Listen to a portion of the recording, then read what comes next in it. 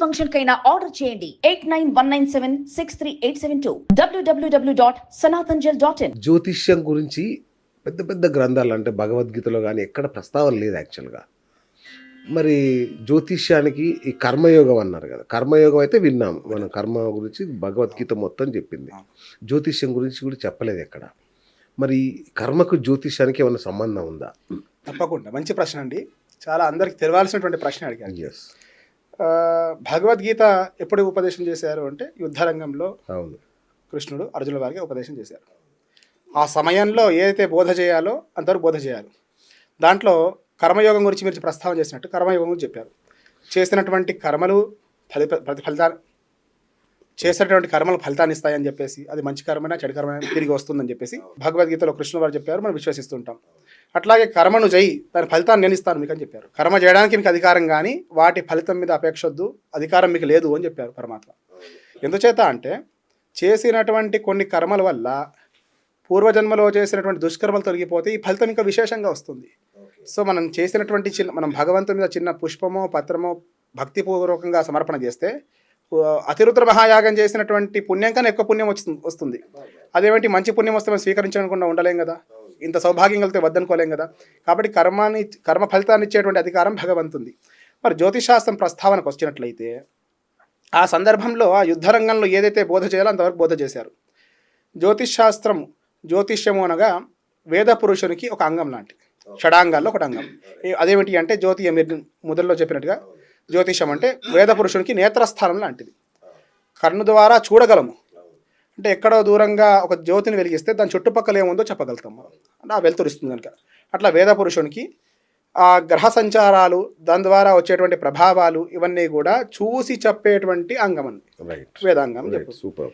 గ్రహాలన్నీ కూడా అంతరిక్షంలో గోచరిస్తూ ఉంటాయి, తిరుగుతూ ఉంటాయి. వాటి యొక్క ప్రభావం సమస్త భూమండలం మీద కాకుండా అంతరిక్షం అంతా కూడా ఉంటుంది. పరస్పర దాని మధ్యలో వచ్చేటువంటి వైబ్రేషన్స్ కావచ్చు, అవన్నీ కూడా. ఈ మధ్య ఏమైందంటే జ్యోతిషం కేవలం ఒక ఫలిత శాస్త్రంలాగా మారిపోతుంది. జ్యోతిషం అంటే డేట్ ఆఫ్ బర్త్ టైం చెప్పండి, దాని మీద ఫలితం చెప్పేస్తా అని చెప్తుంది. కానీ భూమి మీద జరిగేటువంటి ప్రతి అణువు జరిగేటువంటి మార్పుల మీద అంతరిక్షంలో తిరిగేటువంటి ప్రతి గ్రహం యొక్క ప్రభావం ఉంటుంది. సమస్త భూమండలం మీద కాకుండా అంతరిక్షం అన్నింటిపై ఉంటుంది. ఇప్పుడు గ్రహణాలు సంభవించడం కావచ్చు, ఇత్యాది అన్ని విషయాలు కూడా దాని మీద ప్రభావం చేస్తుంటాయి. కానీ దౌర్భాగ్యం ఏమిటంటే ఎటువంటి దుస్థితిలో ఈరోజు ఉన్నామంటే జ్యోతిష్యం అనగానే ఏమిటి అంటే ఫలితం చెప్పడం. అశ్విని నక్షత్రం నుంచి రేవతి నక్షత్రం వరకు, మేషం నుంచి మీనం వరకు లెక్క పెట్టుకోవడం, ఈ ఫలితం 7.5 ఉందని చెప్పడం, కొంచెం దోషం ఉందని చెప్పడం, ఇంతవరకే తప్ప అసలు శాస్త్రం ఏం చెప్తుంది, జ్యోతిష్ శాస్త్రం ద్వారా మనం ఏం తెలుసుకోవచ్చు, దాని ద్వారా ఎటువంటి సందర్భాల్లో జ్యోతిష్ శాస్త్రాన్ని వాడమని చెప్పారు, ఇవన్నీ నిజంగా చెప్పాలంటే పండితుల దగ్గర జ్ఞానం లేదు. కరెక్ట్ చెప్పారు. చెప్పడానికి అందరూ మొహమాట పడతారు, ఇబ్బంది పడుతుంటారు. నేను నిస్సందేహంగా చెప్తున్నాను. కరెక్ట్ చెప్పారు. సర్టిఫికేట్ జ్యోతిష్యులు వచ్చారండి 16 రోజుల్లో జ్యోతిష్యం. మేము చూస్తుంటాం, మా దగ్గర కొన్ని తరాల నుంచి వచ్చేటువంటి కొన్ని కుటుంబాలు ఉన్నాయి. ఫలానా వారు నాకు ఈ మధ్య వచ్చినటువంటి వారు మా నాన్నగారు గతించిన తర్వాత వచ్చారు, మీరు మాకు పరిచయం లేరండి, మేము చదువుకునే రోజులు వచ్చేవాళ్ళం, మా తాతగారు నుంచి మీ దగ్గరికి వస్తుంటాము, మీరు చెప్తే మాకు విశ్వాసం, పెళ్లి ముహూర్తానికి వచ్చేవాళ్ళు. ఎందుకు ఆ విశ్వాసము అంటే ముహూర్తము ఫలానా వారితో చెప్పించుకుంటే బాగుంటుంది అని చెప్పి సంప్రదాయం ఉండేది. ఈ మధ్య ఏమైందంటే వారు ఎప్పుడు సర్టిఫికేట్ చూసి మా దగ్గర రాలేదు, అంతే కదా సార్. ఈ మధ్య యూనివర్సిటీలో కోర్సు ప్రవేశపెట్టారు కాబట్టి మేము గురువు గారి దగ్గర శిష్యరికం చేసి చదువుకొని కొన్ని సంవత్సరాల తర్వాత మరి పరీక్ష వేసి ఉత్తీర్ణత సాధించాం. దానివల్ల మాకు పంతులు గారు మీరు ఎంఏ చేశారా జ్యోతిషంలో, పిహెచ్డీ చేశారు అడిగి వచ్చిన వాళ్ళు ఎవరు లేరు. విశ్వాసం చేత వస్తున్నారు, మరి మంచి ఫలితాలు వస్తున్నాయి, దాని ద్వారా ఇంకొకరు వస్తున్నారు.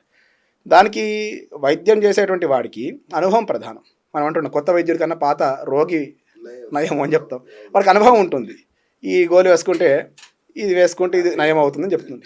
అట్లాగా దీనికి సర్టిఫికేషన్తో పెద్ద నాకున్నటువంటి అనుభవంలో కావచ్చు సర్టిఫికేషన్తో పని లేదు, జ్ఞానం ప్రధానం. సో ఇదంతా కూడా బ్రహ్మ విద్యలు అంటాం. ఏదో పుస్తకం పట్టుకొని ఇది ఆన్లైన్లో చదువుకుంటూ వచ్చే విద్యలు కావు. ఇది గురుముఖత శిష్యరికం చేసి గురు శుశ్రూష చేసి పొందవలసినటువంటి జ్ఞానం ఇది. కనుక ఈ జ్యోతిష్ శాస్త్రం ఏం చెప్తుందంటే గ్రహాల యొక్క కదలికలు, దాని యొక్క ప్రభావాలు చెప్తుంది. వర్షాకాలం ఏర్పడుతుంది, ఎండాకాలం ఏర్పడుతుంది. ఎట్లా ఏర్పడుతుంది? జ్యోతిషంతో సంబంధం లేకుండా గ్రహాల యొక్క కదలికలు కదా. 12 మాసాలు ఏర్పడుతున్నాయి, ఋతువులు ఏర్పడుతున్నాయి, సంవత్సరాలు ఏర్పడుతున్నాయి, ఇవన్నీ కూడా జ్యోతిషమే కదా. దౌర్భాగ్యం ఏంటంటే మనం అనుకున్నట్టుగా జ్యోతిషం అంటే కేవలం వ్యక్తిగత జాతకం యొక్క ప్రభావం చెప్పడం. కాబట్టి జ్యోతిషం మళ్ళీ దేని మీద ఆధారపడి ఉంటుందంటే కర్మ మీద ఆధారపడి ఉంటుంది.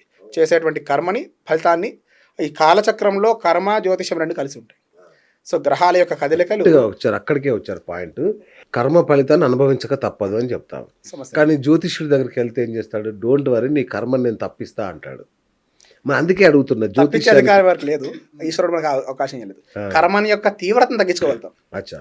ఉదాహరణ అంటాం చూడండి, గొడ్డలతో పోయేదాకా గోరుతో పోయి చేయగలుగుతాం. ఓకే.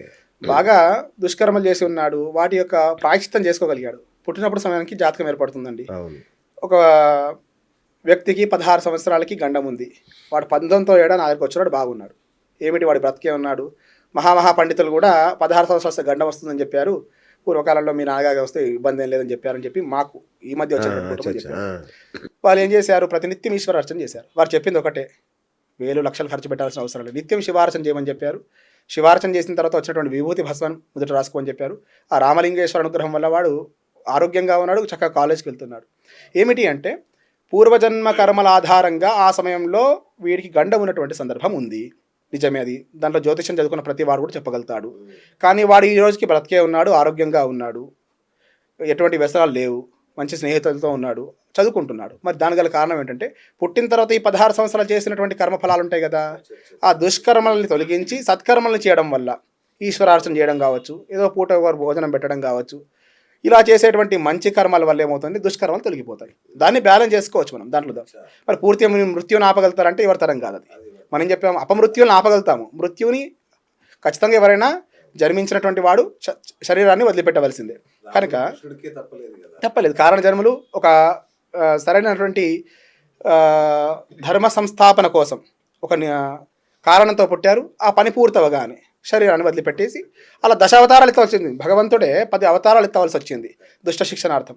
కాబట్టి చేసేటువంటి దుష్కర్మల్ని మనం సత్కర్మల ద్వారా నయం చేయొచ్చు. దానికి అనేక విధానాలు ఉన్నాయి. జపాలు, తపాలు, హోమాలు, యాగాలు, దానాలు, తీర్థయాత్ర సందర్శనలు, ఏం లేకున్నా చేసేటువంటి కర్మలు సక్రమంగా చేస్తే. కొందరు భగవంతుని విశ్వసించకుండా ఉన్నారు ఈ రోజుల్లో. ఎందుకు విశ్వసించడం లేదంటే మీరు చెప్పినటువంటి విషయాలు అవన్నీ కూడా దానికి కారణం అవుతున్నాయి. అదేమిటి, మీకు ఈ దోషం ఉందంటే ఇది చేస్తే సరిపోతుంది, లాజికల్గా అది అర్థం కాదు దానికి. ఇప్పుడు నేటి సమాజానికి, యువతరానికి దానికి సంబంధం ఏంటి, ఏదో కుజ దోషం ఉంది, ఇక్కడ ఉన్నటువంటి ఆవుకి వెళ్ళి తీసుకెళ్ళి కందులు పెడితే దోషం పోతుందా అని చెప్పి డౌట్ వస్తుంది. సో సైంటిఫిక్గా కందులు ఎట్లా పండుతాయి, ఏ గ్రహం యొక్క ప్రభావం ఉంటే కంది పండుతుంది, అది చెప్పగలగాలి. అది చెప్పగలగాలి కదా. కుజగ్రహానికి కందుల సంబంధం ఏంటి, అది గోవుకే ఎందుకు పెట్టమని చెప్పారు. ఈ లాజికల్గా ఇప్పుడు నేటి తరం అంతా కూడా బాగా లాజికల్గా ఉంది. సో ఎస్టాబ్లిష్ చేయగలిగినప్పుడు, వారికి సమంగా నిజమే అనుకున్నప్పుడు తప్పకుండా విశ్వసిస్తారు. దాంట్లో భక్తి అనేది విశ్వాసంతో ఏదో వస్తుంది. ఏదో మీరు చేయమన్నారు నేను చేస్తే అవుతుంది అంటే విశ్వాసం లేనటువంటి భక్తి అంటే, విశ్వాసం లేనటువంటి పూజకి పత్రి చేయడట, ఒక పత్రి కూడా వేదనేనట. అవునా, విశ్వాసమే లేడు. సరే గుడి బయట ఎవరు అమ్ముతున్నారు, తీసుకెళ్ళి అమ్మ నాన్నను తీసుకెళ్ళి లేదా పక్కన స్నేహితులు పెట్టమంటే తీసుకెళ్ళి పత్రి వేసి దండం పెడితే లాభం ఏమిటి? అసలు ఎందుకు పెడుతున్నాము, శివునికి పత్రికి గల సంబంధం ఏమిటి, పెట్టడం వల్ల వచ్చే ప్రయోజనం ఏమిటి, స్వామికి ప్రీతికరమైన పెడుతున్నామా, ఎందుకొరకు పెడుతున్నాము, మనసంతా కూడా లయం చేయమని చెప్పారు. భగవద్గీతలో కృష్ణుడు కూడా పత్రం పుష్పం ఫలంతోయం ఏదైనా ఇవ్వమని చెప్పారు. ఏమి లేకపోతే భక్తితో నమస్కారం చేయమన్నాడు. అది కాకపోతే సత్కర్మలు చేయమని చెప్పారు. అంతే తప్ప ఈ యాగాలు చేసుకో, ఈ ప్రాయశ్చిత్తాలు చేసుకో, ఈ దానం చేయి, దీనివల్ల నువ్వు బాగుపడతావు అని చెప్పలేదు.